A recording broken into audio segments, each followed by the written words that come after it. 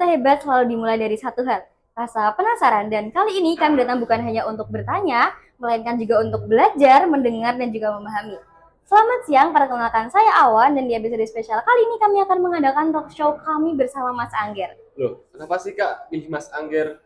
Jangan salah, Mas Angger ini merupakan peraih gelar First Most Outstanding Student Program Diploma UNS 2025 bulan Maret kemarin, peraih lebih dari 10 prestasi nasional di berbagai bidang, penerima Janum Scholarship Plus angkatan ke-40, dan baru aja nih menyelesaikan magangnya di PT Pertamina Geothermal Energi.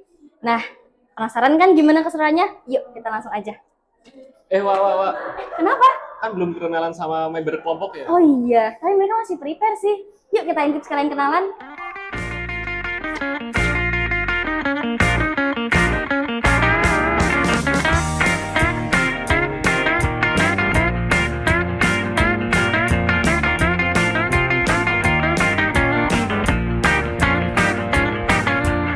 Halo teman-teman.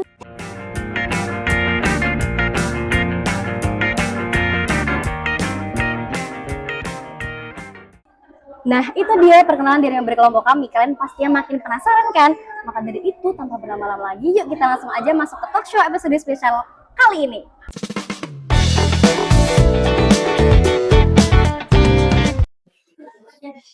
Halo semuanya, jadi saya sama Tegar mau wawancarain tokoh inspiratif K3 nih.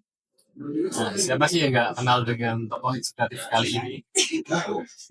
Oke, mungkin bisa langsung dimulai aja ya Mas ya. Boleh dong dari Mas Angger perkenalan gitu, dari nama, umur, terus angkatan, pokoknya ya. Ya teman-teman, kenalin aku Angger Faisal. Teman-teman bisa panggil Angger. Dan aku dari angkatan 2022. Salam kenal. Nah, selanjutnya pengalaman apa sih ketika akan masuk kuliah? Apakah Mas Angger berlangsung jalur SNBP atau pernah gembel seperti saya? Oke. Sebenarnya aku sama kayak Mas Tegar. Itu gembel 1 tahun teman-teman. Jadi aku sebenarnya angkatan 2021. Dan gembel setahun. Aku ngejar sekolah kedinasan sih teman-teman. Awalnya itu nggak pengen join atau daftar perguruan tinggi gitu. Jadi aku daftar perguruan kedinasan untuk teknologi. Kemudian setelah masuk tahun kedua, aku itu coba daftar ke K3 UNS karena aku lihat dari teman-teman angkatan 21 pada daftar ke UNS. Nah di situ aku lihat prospeknya ternyata menjanjikan gitu. Jadi aku daftar, aku terima deh. Gimana waktu itu jalur SNBT ya kan? Ya benar.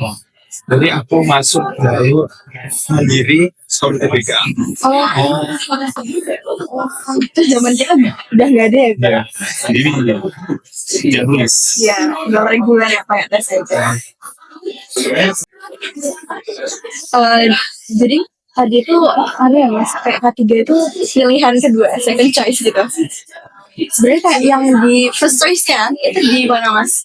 Di kedinasannya itu apa? Oke, untuk pilihan pertama sebenarnya aku politeknik visi berdasari negara. Di situ kedinasannya itu seputar tentang keamanan cyber gitu teman-teman. Jadi pokoknya di situ ada satu jurusan juga yang bagian buat ATM kayak gitu. Terus kalau situs pemerintah kertas, nah itu yang nanganin.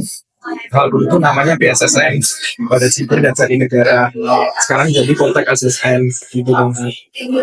Apa sih Mas first impression Mas Angger ketika awal jadi maba di K3 UNS?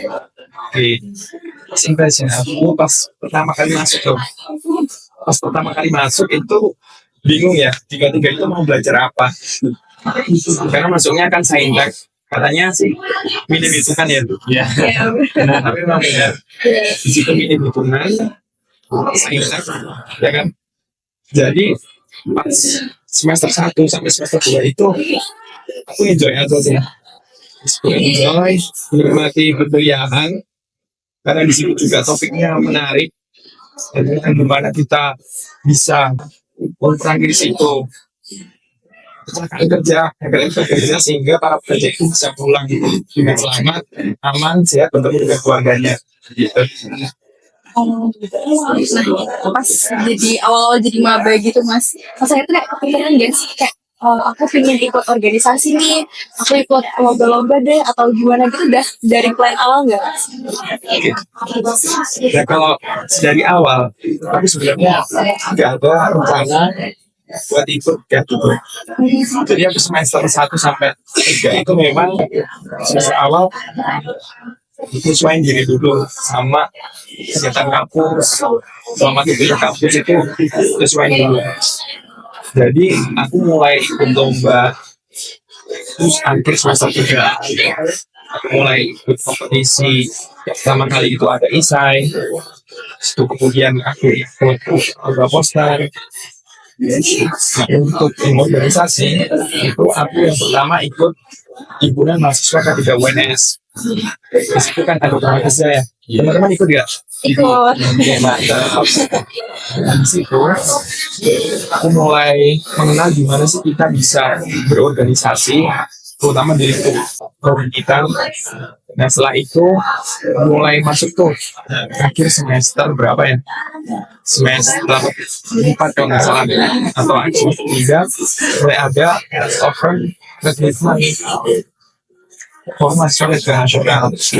Situ ada posisi ketua divisi dan bagian riset dan data. Aku mulai daftar jadi di situ. Itu enggak pas yang akhir semester 4 itu enggak anu mas, kan mau magang tuh semester 5-nya itu apa enggak pusing gitu mikirnya?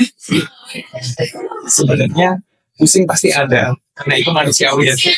Jadi kalau pas musim semester itu sih sering pusing. Nah aku ngaturnya yang pertama urutin prioritasku. Yang pertama kan kuliah dulu. Ya pastiin dong habis kuliah kalau ada tugas sampai kerjain. Nah ini teman-teman baru kerjain tugas ya. Ya jadi harus bisa rutin. Saya kuliah itu kerjain dulu sempat keseringan sama dosen. Akhirnya jadi kadang di kosan pulang sampai malam, besok berangkat pagi lagi. Gitu terus sampai ya pas semester 6 kayak gitu teman-teman. Jadi setelah kewajiban kita selesai, kita bisa mulai ikut kegiatan organisasi.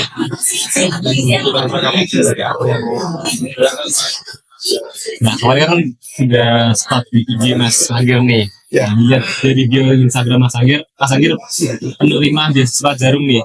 Menurut Mas Anggir, selain dari kualifikasi atau persyaratan yang tertera, hal penting apa yang perlu disiapkan agar peluang untuk lolos lebih besar lagi? Nah buat beasiswa dari ini hal apa aja sebenarnya ada banyak ya. Terutama itu kan seleksinya ada seleksi berkas, kemudian seleksi tes online, tes offline, kemudian ada seleksi wawancara, FGD, dan lain sebagainya. Teman-teman bisa lihat di situsnya jarimbeasiswapes.org. Di situ yang pertama kalau tes online teman-teman bisa mulai latihan tuh dari latihan soal-soal tes psikologi. Dari situ kami kebanyakan aku kerjain ya itu kebanyakan soalnya tes psikologi gitu. Ada hitung-hitungan, ada persamaan data, ada kayak psikologi standar lah. Masa dan situ setelah tes online kita mulai masuk ke tes apa ya aku agak lupa sih. Tes offline. Nah, di situ ada ujian gambar, terus habis gambar, nanti kita bakal diumumin siapa aja yang lolos, tentunya bakal ikut yang namanya tes gabungan kelompok, namanya GAT. Dan di situ di GAT kita dilihat sama psikolog tuh gimana cara kita itu bisa kerjasama sama orang lain. Kemudian bakal membentuk dua tim untuk mengamati kerjasamanya. Ya teman-teman kalau ada orang lain kasih pendapat nih ke kita itu kita responnya gimana gitu. Seperti itu sih teman-teman. Nah, terus yang terakhir nanti ada wawancara. Teman-teman bakal ditanya ya seputar apa yang tidak teman-teman kirim di pendaftaran gitu sih. Oh, tipsnya. Oh iya, teman-teman jangan lupa daftar ya. Oh, Nah, oke. itu sih jarum. Siap. Ntar lagi ya, itu bulan Juli ya Mas nanti? Pendaftaran lagi bulan Juli. Dan tiga-tiga siapa saja mas yang di beasiswa Jarum? Untuk tiga itu ada aku sama Mas Jaja. Dan secara US itu ada 11 orang dan itu ada dari berbagai prodi. Nah, kalau seluruh Indonesia itu ada 535 beasiswa Jarum atau penerima beasiswa Jarum angkatan 40. Dan di situ pendaftarnya dari total 18.433. Saingannya ketat banget ya Mas berarti. Tapi menurut saya teman-teman itu buat itu buat perjuangin. Iya, bisa dapat relasi networking dari seluruh Indonesia. Nah, kan tadi Mas ini ya ikut lomba, ikut organisasi, terus ikut penerima beasiswa. Itu tuh apa yang jadi motivasi Mas Anggir gitu? Ingin ikut aktif gitu. Yang pertama duit ya, oh enggak. Oke, kita buat agak lebih motivasi. Yang pertama kalau lomba, itu sebenarnya aku kali pertama itu diajak sama temen tiga UNS dan sebelum lomba itu sebenarnya udah beberapa lomba tapi nggak sempat ini karena topiknya tuh kadang terlalu susah gitu teman-teman. Kalau susah karena bahas AI dan lain sebagainya. Cuma aku mulai gagas gimana kita menyusun sebuah argumen gitu. Nah, kenapa aku belajar gimana menyusun sebuah argumen? Di situ aku ikut lomba esai. Gimana? Di situ kan yang nilai kalau saya. Karena itu habis itu aku memberanikan diri ini mas saya dari teman ibu akhirnya event pertama kali itu Ayo Summit. Oh ya. Masih tahu itu acara pembinaan internasional menjaga mahasiswa di UNS dari Skypuan. Jadi acara lomba itu acaranya itu memang ada prestasi ada istilah dan aku ikut itu alhamdulillahnya ini dapat itu. Nah, kemarin kan Mas Anggir ya mengisi Malakas di juga. Profilnya Mas Anggir tadi Malakas kemarin, alasan kenapa Mas Anggir berani mendaftarkan diri menjadi Malakas? Apakah dari diri sendiri atau ajakan dari prodi ini juga? Nah, kalau ajakan sendiri sih yang pertama sebenarnya dari diri sendiri ya. Nah, karena aku nggak sadar sekali kan belum gitu pertama ya situ kemotivasi sama kakak tingkatku terutama kan juga UNS itu kan beberapa kali dari prodi kita pemilihan di UNS itu kan memang ada yang pres itu masuk prestasi yang pengen lanjutin itulah biar kan ke UNS itu juga namanya bisa harum di tingkat UNS khususnya. Dan alhamdulillahnya seleksinya kan ada 3 tahapan tuh, ada seleksi prodi yang tingkat fakultas dan yang terakhir universitas. Nah, setelah dari tingkat fakultas itu tersisihkan 6 orang ya seleksi tingkat universitas. Itu 6 orang ada berbagi seleksi teman-teman. Jadi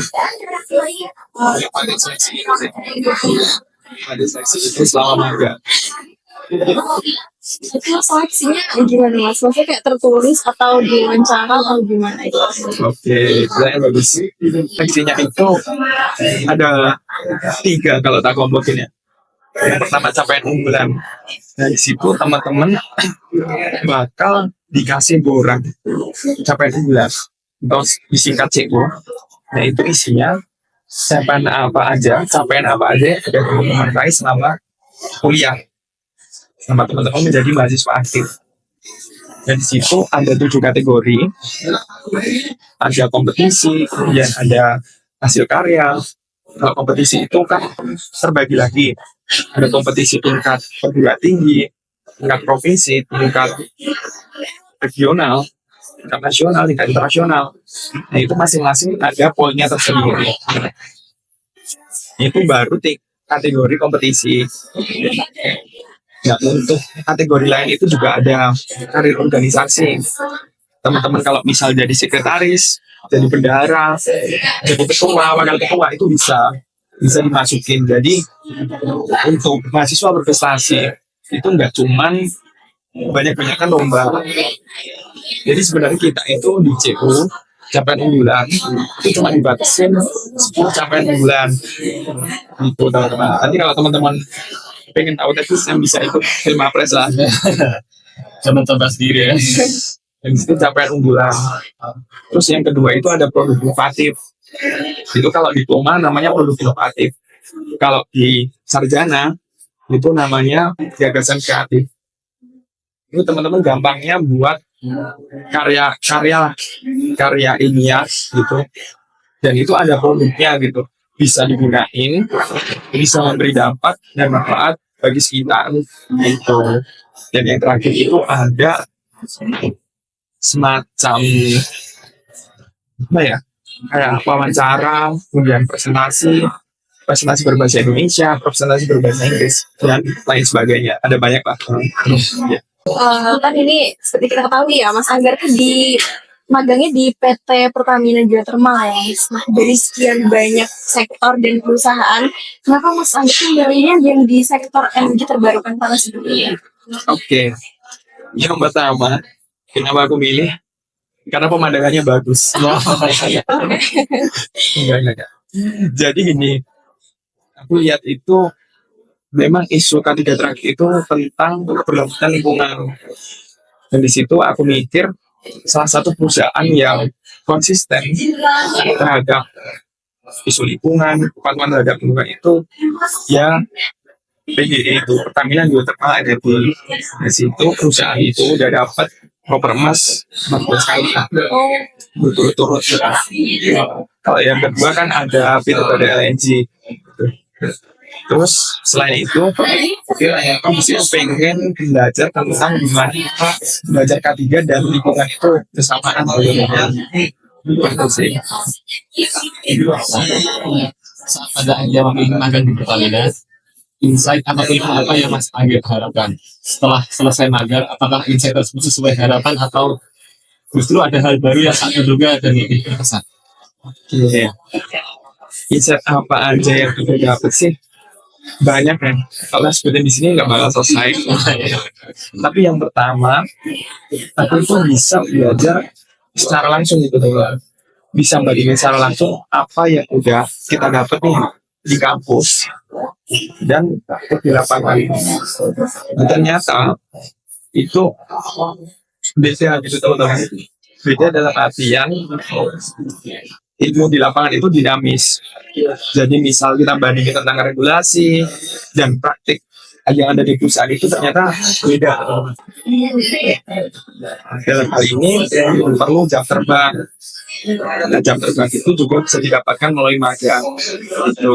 Jadi magang ini adalah kesempatan berharga buat teman-teman itu belajar secara langsung. Kemudian kan kalau di K3 UNS ya, itu ada 3 semester buat magang. Iya. Semester 5 itu untuk sektor informal, kemudian semester 6 dan 7 itu untuk sektor formal atau perusahaan. Ya, untuk insight atau kesan yang aku dapat sih di tempat magang itu, orangnya baik-baik ya kalau di Pertamina Geothermal Energy area kemudian. Kayak aku bisa belajar dari siapa aja, nggak terpaku dari dosen pembimbing lapangan. Itu tanya ke ini dijawab, dijelasin sampai detail gitu teman-teman. Jadi kalau teman-teman magang itu gunain aja kesempatan buat tanya-tanya sebanyak-banyaknya. Jadi teman-teman di situ bisa belajar, teman-teman bisa memahami gimana cara ketiga itu bisa bekerja di perusahaan tersebut gitu.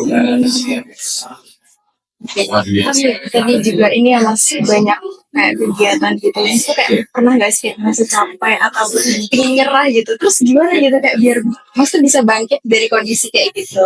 Oke. Jadi kalau capek, nyerah, itu pasti teman-teman ya. Ini pun aku capek tuh. Jadi kalau capek, itu ya istirahat. Teman. Jadi kalau aku biasanya ngerjain sesuatu capek, aku biasanya nyari tempat lain sih buat ngerjain.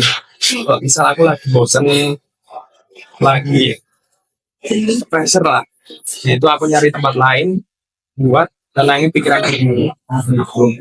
Jadi nggak memforsir diriku buat ngejar tujuan tersebut. Gitu sih teman-teman.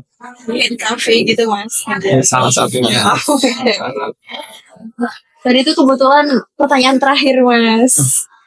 Nggak ada lagi. Oh mau ditanya lagi mas? Boleh? Nanti aja. Oke. Kita nanti di belakang kamera tanya lebih banyak lagi ya. Boleh ya mas ya? Boleh. Oke. Kita cukupkan ya wawancara dari mas Angger sebagai tokoh inspiratif ketiga. Nanti untuk itu ya mas jargonnya tadi see you on the next episode. Nanti sampai berhenti ya mas. Oke. Ya. Langsung aja ya mas. Bareng-bareng. Langsung ngomong bareng aja gimana mas? See you on the next episode gitu. Boleh? See you on the next episode. Yes.